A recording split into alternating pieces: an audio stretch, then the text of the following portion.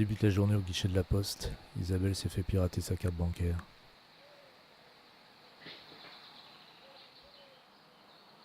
Je reprends l'atelier d'été de François Bon. Je m'aperçois que j'ai longtemps écrit avec seulement l'œil et l'oreille.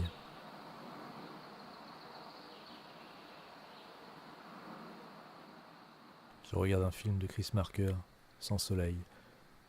J'en retiens que nos images sont notre mémoire et notre poésie.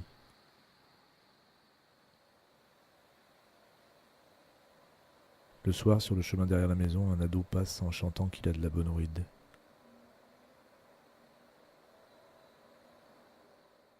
25 juin, 18.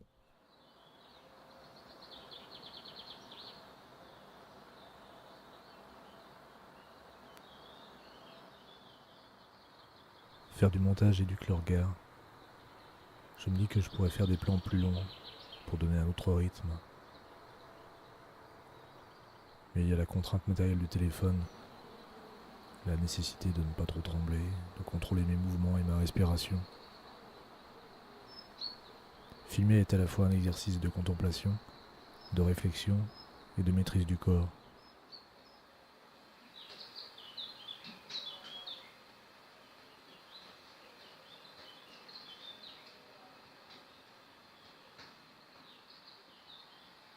J'ai nettoyé les connexions de l'ampli Marshall et les potards de la guitare de Mikes.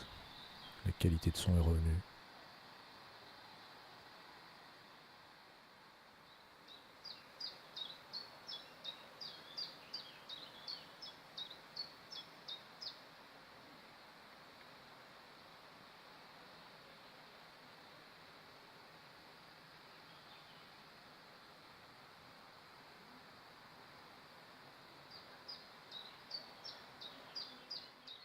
« 26 juin, 18.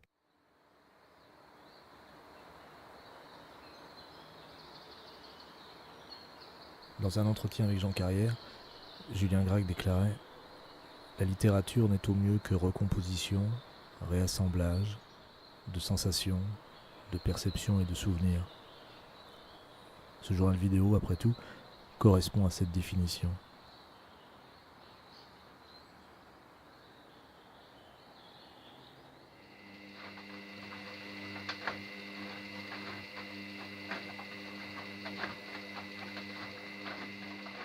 Radiateur et ventilateur à air liquide, 12 téléphones et 5 postes de TSF, d'admirables classeurs électriques contiennent les myriades de dossiers industriels et scientifiques sur les affaires les plus variées. Le milliardaire ne se sent vraiment chez lui que dans ce cabinet de travail. Les larges verrières donnent sur le parc et la ville. Le soir, les lampes à vapeur de mercure y répandent une douce lueur azurée. C'est de là que partent les ordres de vente et d'achat qui culbutent parfois les cours de bourse dans le monde entier. Blesse Sandrars, Office, dans Documentaire.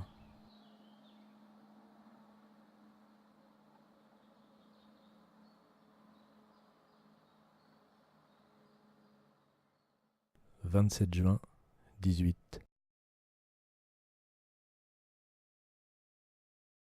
Plaisir de rouler à vélo un matin d'été. Je traverse une rue en travaux, les ouvriers viennent d'arriver, les magasins sont encore fermés, l'impression que le monde m'appartient, la ville presque lavée de toute activité.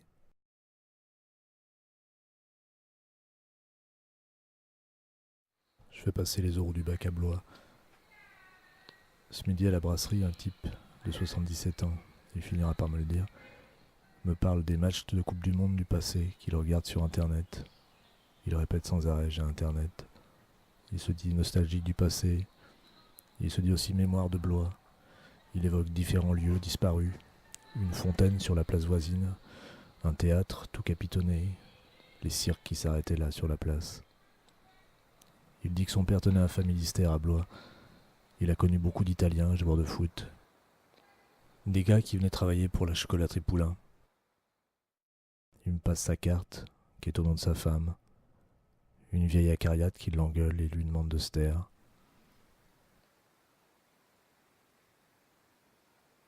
Il tremble en portant sa tasse de café à ses lèvres, me dit qu'il pourrait écrire ses mémoires si quelqu'un l'enregistrait. Sa femme le rabroue encore une fois. Il m'ignore. démence et mémoire.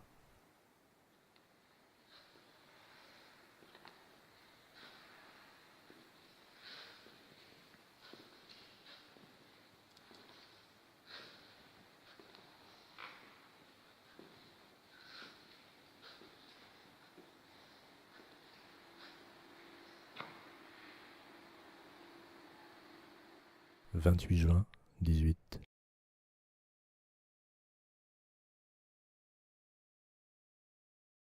En allant faire passer les oraux, je croise un blaireau mort sur la piste cyclable. Il a été cogné par une voiture. Je me rends compte que je n'en ai jamais vu de vivant. Le midi, à la brasserie, une tablée de 4 femmes discute suicide. L'une d'entre elles évoque la difficulté rencontrée à décrocher un pendu. On peut documenter le monde pour ensuite écrire de la fiction, ou demeurer dans une plus grande immédiateté et écrire de la poésie. La création résidant alors dans le choix de ce que tu gardes, dans ce que tu sélectionnes du livre sous tes yeux.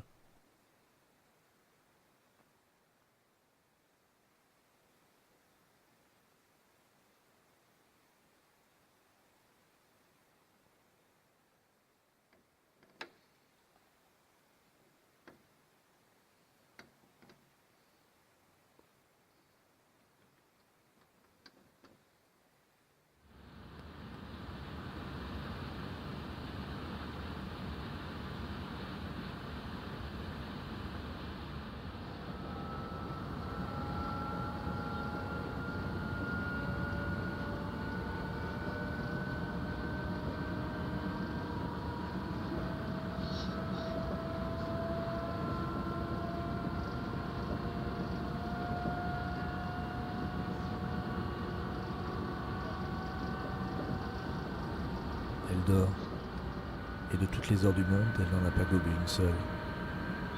Tous les visages entrevus dans les gares, toutes les horloges, l'heure de Paris, l'heure de Berlin, l'heure de Saint-Pétersbourg et l'heure de toutes les gares. Et à Oufa, le visage ensanglanté du canonnier, et le cadran bêtement lumineux de Grodno, et l'avance perpétuelle du train. Tous les matins, on met les montres à l'heure. Le train avance et le soleil retarde. Rien n'y fait.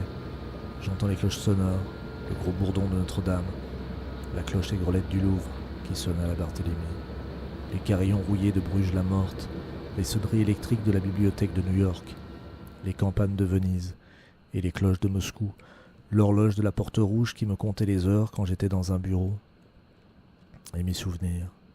Le train tonne sur les plaques tournantes, le train roule, un gramophone grasseille une marche tzigane, et le monde, comme l'horloge du quartier juif de Prague, tourne éperdument à rebours. Blaise Cendrars, prose du Transsibérien et de la petite Jeanne de France. Extrait. Orléans, terminus du train. Assurez-vous de ne rien oublier. Nous espérons que vous avez effectué un agréable voyage et vous souhaitons une bonne fin de journée.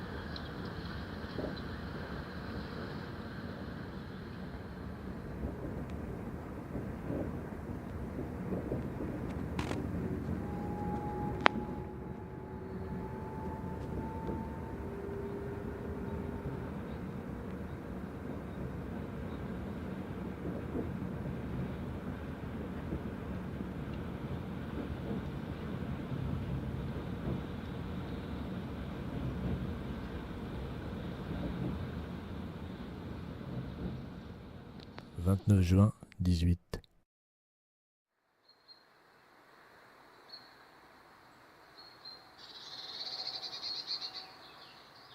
Première récolte un peu plus substantielle de haricots.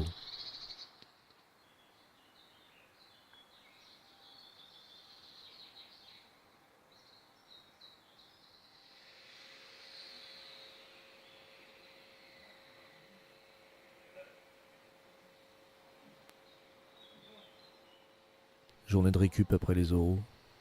Je fais du montage, pas même l'énergie de lire.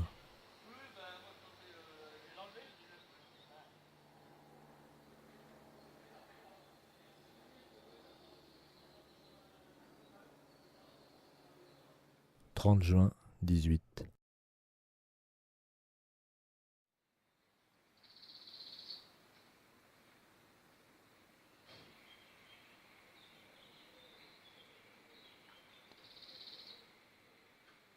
Tenir un journal, c'est aussi s'assurer qu'on est toujours vivant.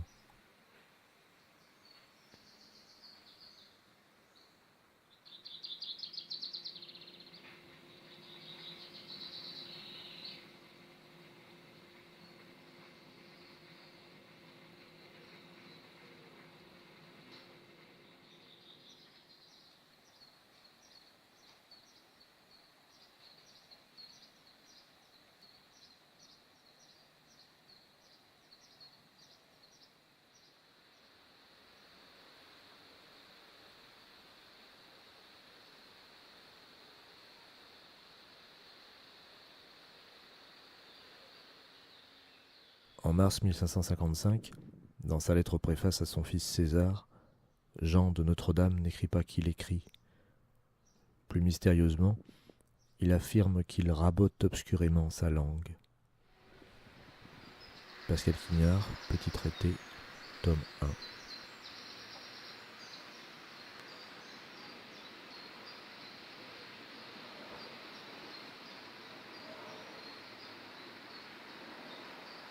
« 1er juillet 18.